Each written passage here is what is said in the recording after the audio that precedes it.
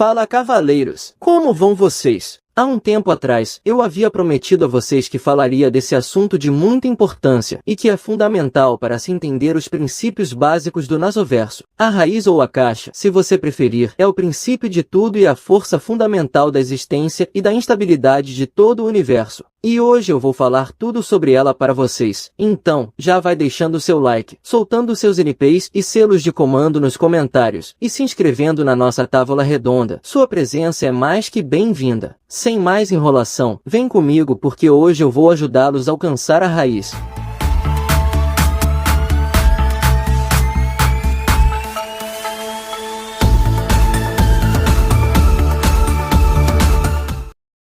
Provavelmente vocês já devem ter escutado quanto Void Shiki é poderosa, embora ainda existam alguns que ainda duvidem que ela é o ser mais poderoso do Nasoverso. Isso acontece porque nos filmes e na novel de Kara no Kyokai, quem está atuando não é a Void Shiki, que está dentro da Shiki, mas sim as personalidades alternativas dela. A verdadeira Shiki fica dormindo dentro do corpo da Shiki, enquanto os outros Shikis assumem o controle e as ações do corpo físico. Eu sei que isso é embaraçoso, mas são 3 Shikis.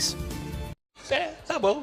É por essa razão que nos filmes nós temos a falsa impressão de que ela não é poderosa como dizem, mas a Void Shiki é o próprio redemoinho da raiz, também conhecido como a caixa, um local metafísico dentro do Nasoverso, um redemoinho que é considerado uma força existente que está no topo de todas as teorias dimensionais, fenômenos e eventos que ocorrem em todo o universo. Em outras palavras, esse ser ou força que está dormindo na Shiki é literalmente onipotente, sendo capaz de criar e destruir tudo, anular e mudar as regras do mundo. É dito que a ambição dos magos em alcançar a raiz fez que eles descobrissem a primeira magia e a quinta magia, como resultado de alcançar o redemoinho da raiz. Já a segunda magia, a terceira magia e a quarta magia foram adquiridas e criadas na tentativa de alcançar a raiz. Esse local também é chamado de Akasha, que é referido como fora do mundo, estando em oposição ao mundo, e também ao lado reverso do mundo. Como um local que está fora do tempo, ele armazena e arquiva informações de todas as possibilidades e eventos do universo. Passado, presente e futuro estão sob suas ordens. É dito que todas as almas, incluindo as dos espíritos heróicos registrados no trono dos heróis, se originaram desse lugar e voltam para esse mesmo lugar após a morte. Em Kara no Kyokai, o redemoinho da raiz é o nome usado para pronunciar esses colchetes aí na tela. Inclusive, se você olhar no profile da Shiki, no jogo Fate Grand Order, você vai ver esses 2 colchetes. Este símbolo não foi escolhido à toa. Os colchetes têm um espaço vazio entre eles ao invés de um nome, porque o vazio não pode ter um nome, até porque não tem como dar nome para um lugar onde não tem nada. Portanto, o vazio é apenas o vazio. Então, toda vez que aparecer esses colchetes, é porque está se referindo à raiz, e não ao vazio comum. Mas vamos continuar a nossa história.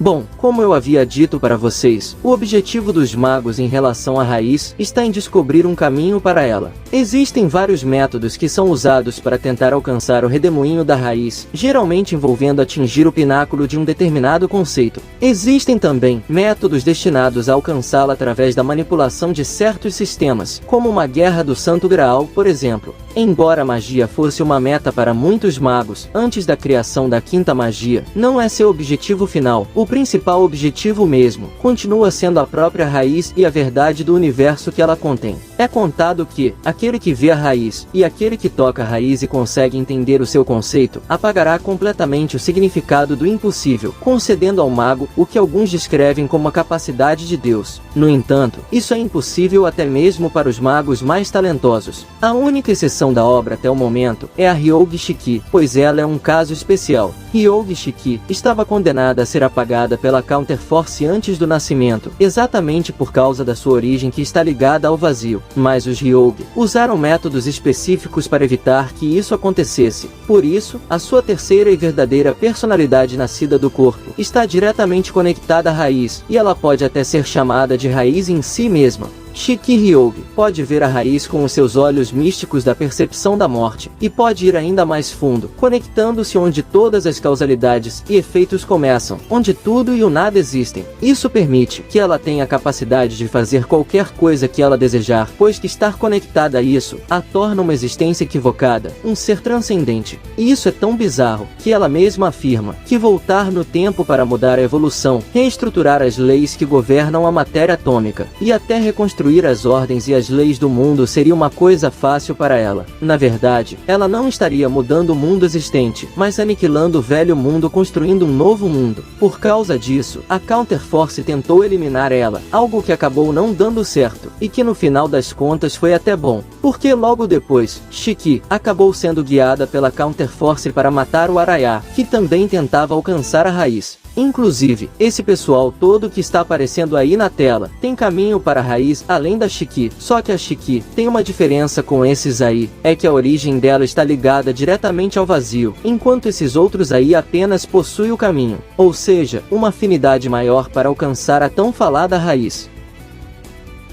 Então, como vocês puderam ver, a caixa ou raiz é um local responsável pela origem de tudo, e que está no topo das teorias. Esse lugar tão misterioso é o que concede grande poder para aqueles que conseguem tocar o maior objetivo de certos magos, e isso também é um problema. Se você assistiu o meu vídeo sobre Counterforce, você provavelmente já deve estar ciente que ela é composta por duas entidades, Alaya e Gaia. Gaia representa a consciência do planeta, a sua vontade de sobreviver, mas Alaya é a consciência coletiva da humanidade em sempre tentar sobreviver. Por causa disso, a humanidade é considerada o maior risco para Gaia, devido às suas ações sobre o planeta, mas para Alaya, o maior risco são exatamente aqueles que tentam alcançar a raiz, pois tal ato pode colocar em risco a continuação da raça humana e até do planeta. Foi por isso que a Counterforce tentou agir no nascimento da Shiki, e também depois, quando a Counterforce guia a própria Shiki para matar Soren Araya, que também tentou chegar na raiz. Ou seja, além de ser difícil de alcançar a raiz, o indivíduo ainda terá que contornar a Counterforce de alguma forma, porque ela sempre vai impor obstáculos para quem tentar agir fora das regras. No filme de Kara no Kyokai, Espiral do Paradoxo, Soren Araya implantou e realizou um certo experimento no apartamento de Ogawa, e planejava acessar a raiz por meio dos olhos especiais da Shiki, transplantando seu cérebro no corpo da Shiki, o que acabou não dando certo no final. Mas como eu disse para vocês no início, existem outras formas de alcançar a raiz. Uma dessas formas é por meio do Santo Graal, pois o despertar do Santo Graal, aquele círculo que ele cria no céu, é considerado um portão que conduz à raiz, um buraco que está conectado ao grande e verdadeiro Graal. Por isso muitos magos não desejam participar da guerra apenas para vencer a guerra ou realizar desejos, mas sim para despertar essa réplica do Graal, e com isso, tentar acessar a raiz. E antes que vocês me perguntem, sim, o Graal das rotas de Fate Stay Night e Zero não é o verdadeiro Graal, mas uma réplica do recipiente milagroso despertada por interferências trapaceiras que ocorreram. O verdadeiro Graal mesmo é aquele que aparece no Fate que a galera fala que é cheio de erros, mas que tem uma coisa muito correta nele, o Grande Graal.